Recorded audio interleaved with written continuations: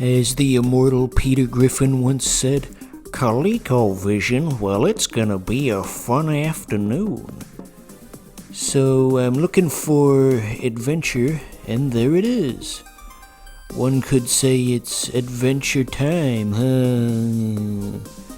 Adventure time, come on, grab your friends, grab them by the ball sacks. Anyway, so this was the original Zelda-style game. It really just kind of looks like if you took the original Zelda, like you found an extremely early, like, alpha build of it, because this takes the adventure game formula and boils it down to its essence. I've got a sword, that's what this is. Hey, take that, one enemy in the game. That'll teach you. So yeah, whenever you play a Zelda or one of the Zelda knockoffs, just remember that all those games have this in their DNA. This is where it all started.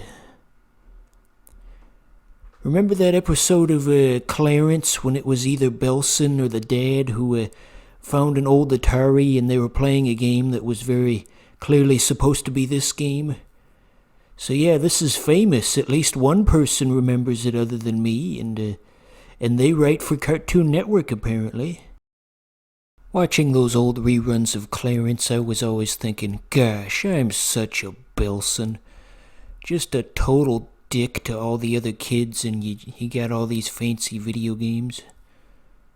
We're on an adventure, we're having fun.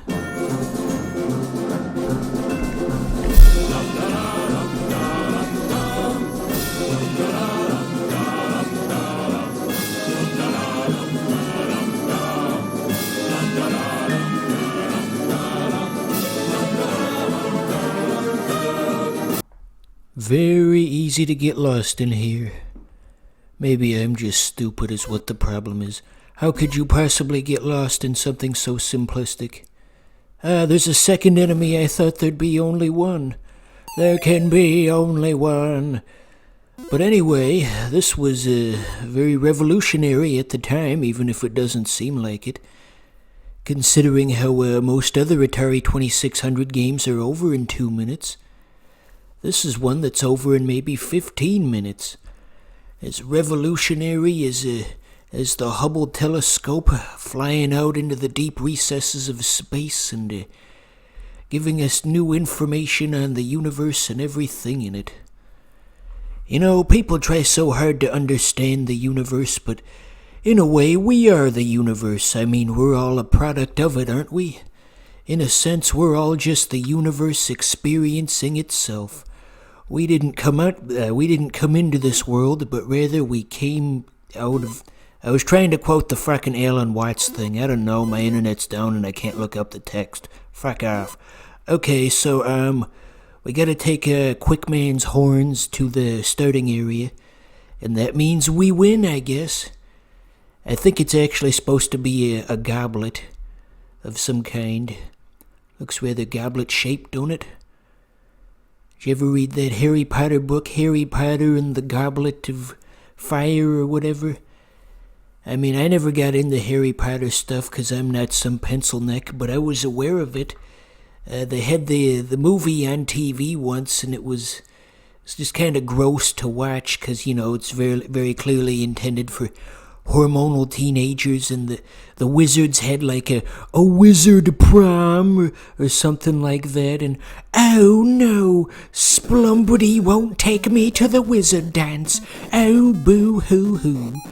Okay, the game's not over. That was just the prompt to get to the second level, and away we go. So we gotta get that sword out of that bat's hand. Why did they call the bats in NES Zelda Keese? I never did understand that. There was a lot of weirdness with that one. Like how in the instruction manual, it said there was that one enemy that disliked loud noises. And that meant that you were supposed to make noises into the Famicom controller microphone. But for American audiences, they had no such option because the NES controller had no microphone on it. So what did it mean? Why does this enemy hate loud noises? I don't understand. Gah. Okay, I think you get the gist of adventure. You probably got the gist of it in the first 5 seconds, and we didn't need to stay there for as long as we did. But now let's get into some real excitement. Basic math. Hold on to your hats. I hope I can handle this. Okay, hold on everybody. We got this. Yeah, MLG noises. Okay, little higher. Doing good. Shit, it doesn't go up that high. It's only single digits. There actually is a button to enter the second digit, but they didn't tell you what that was. So I guess we'll count that one as an L, as Twitter says. L plus ratio plus you fell off. L so big Luigi had to come out of the L door. Okay, now for the advanced levels. Once again, I don't know how to pull up the second digits. But I mean, you can clearly see that I've got the right answer in mind, right? They're gonna have to send me back to the first... Hey, I figured out the second digits. Anyway, I was gonna say they're gonna have to send me back to the first grade like Adam Sandler in that movie. What was the name of that movie? It was like Punch Drunk Million... No, that was the one where he won the plane tickets. Anyway, okay, next up we've got Breakout. Breakout is famous because it was programmed by none other than Steve Jobs of Apple fame.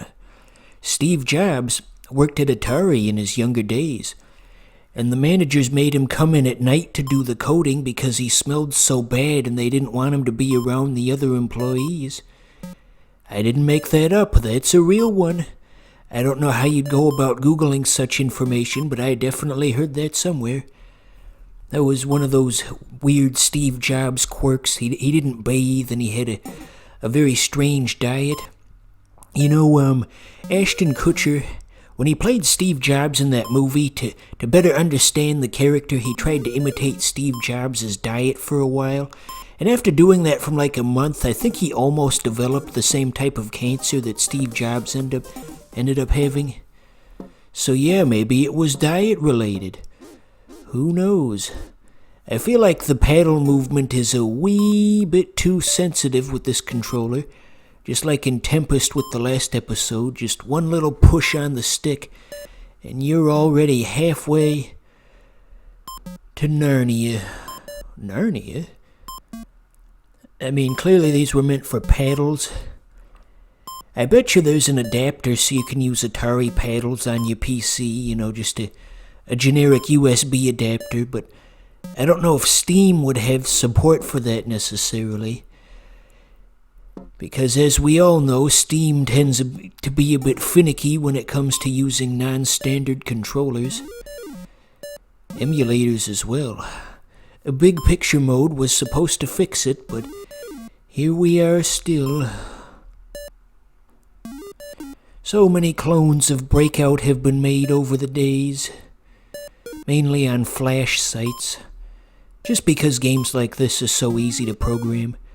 Yeah, everybody acts like Steve Jobs is Jesus, but his big thing was like a high school level programming trick that anybody on Armor Games or Egg 2 Games could make.